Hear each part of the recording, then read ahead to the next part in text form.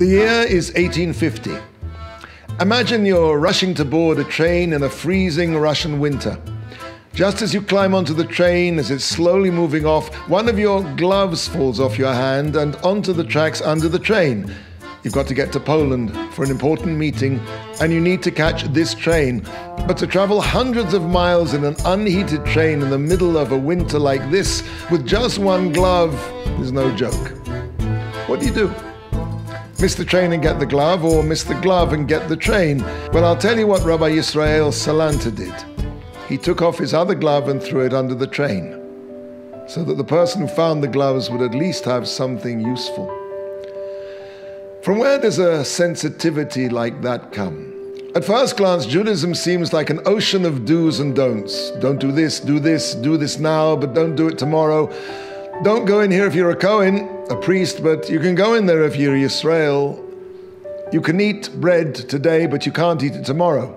The New Testament canard of the nit-picking Pharisaic Old Testament has been a familiar anti-Semitic slur down the centuries. But why does Judaism have to be so nitpicking? The sensitivity of a Rabbi Yisrael Salanter comes from all that nitpicking. Torah is the wisdom of precision. Every movement, every feeling, every thought must be weighed and evaluated and checked to see whether it's perfect. The power of Torah lies precisely in its laser-like attention to differences of a hair's breadth.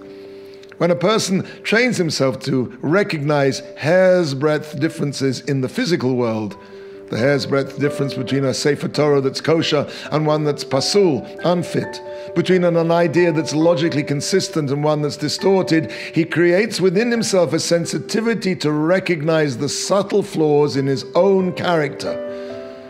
The sensitivity and character refinement of our great Torah sages comes from the wisdom of precision, from the wisdom of our holy Torah.